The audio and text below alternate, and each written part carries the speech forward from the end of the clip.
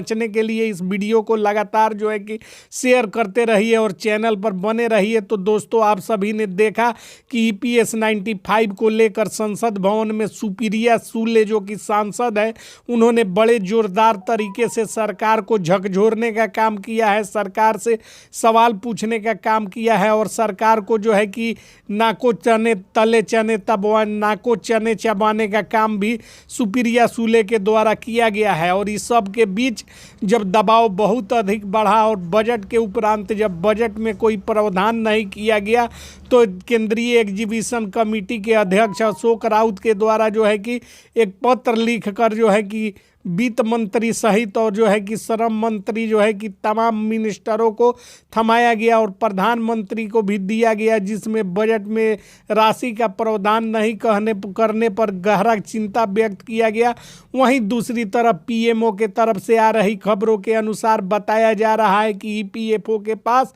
8 लाख करोड़ की पूंजी है, जिस पर 80,000 करोड़ जो है कि ब्याज आता है और उससे यदि जो है कि ईपीएस 95 के लाभुकों के पेंशन को 7,500 रुपये इंक्रीज किया जाता है प्लस डीए का प्रावधान किया जाता है, तो महज 43,000 रुपये खर्च का वित्तीय भार सरकार पर पड़ेगी। लेकिन सवाल अब उठता है कि क्या प्रधानमंत्री नरेंद्र मोदी पिछले दिनों दिल्ली चुनावों के जीतने के बाद जो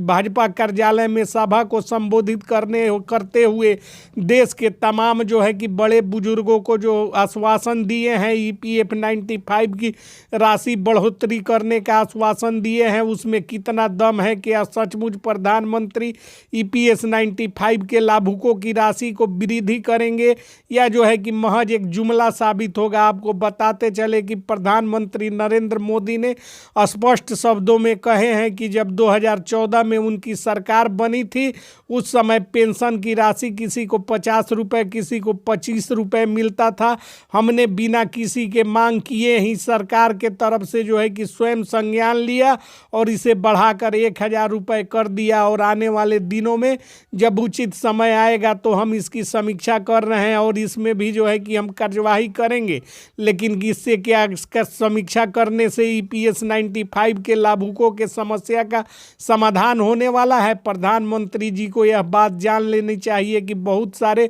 उम्रदराज लोग हैं जो कि लगातार जो है कि मर रहे हैं और जो है कि उनकी परेशानियां उनका पीछा छोड़ने का नाम नहीं ले रही है। और साथ ही साथ यहाँ यह भी बता देना चाहते हैं कि ईपीएस 95 के लाभुक का आश्वासन नहीं बल्कि अपना जमा रुपया ही वापस मांग रहे हैं। वे लोग जो है कि कोई अनुदान या कर्ज देने की बात नहीं कर रहे हैं। इधर जो है कि पीएमओ के तरफ से लगातार आश्वासन दिए जाने के बाद भी ईपीएस 95 के लाभुक और प्राइवेट सेक्टर के कर्मचारियों के बीच काफ़ी आक्रोश का माहौल है और सरकार इस चीज़ से भली भांति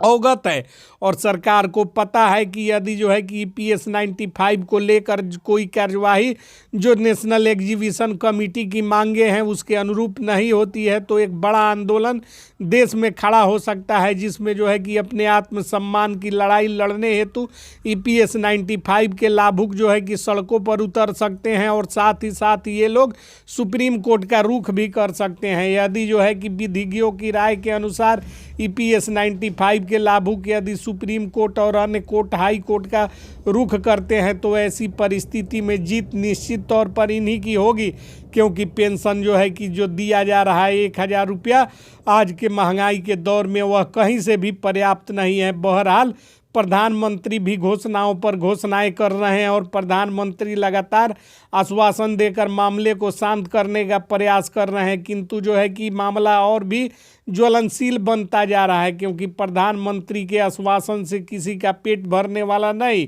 ईपीएस 95 के लाभुकों को चाहिए 7,500 रुपये पेंशन, साथ में जो है कि डीए में वृद्धि और जो है कि उनके परिवारजनों को भी मेडिकल सुविधा की मांग ये लोग लगातार 10 वर्षों से भी अधिक समय से करते आ रहे हैं। और इसी कड़ी में अब जो है कि सरकार के तरफ से आ रही खबरों के अनुसार जो भ्रम की स्थिति बनी हुई है, न तो खुलकर प्रधानमंत्री यह कह पा रहे हैं कि ईपीएस 95 के लाभुकों के पेंशन में वृद्धि नहीं किया जाएगा और ना ही खुलकर वह यह भी बता रहे हैं कि इतने दिनों के बाद या इतने समय में या इस तिथि को प्रधानमंत्री कार्यालय या जो है कि केंद्रीय कैबिनेट जो है कि ईपीएस 95 के लाभुकों के पेंशन में वृद्धि करेगी। और इस भ्रम की स्थिति में जो है कि ईपीएफ 95 के लाभुक लगातार परेशान हो रहे हैं। वहीं दूसरी तरफ कुछ जो है कि सोशल मीडिया पर अफवाह खबरें चल रही है जिसमें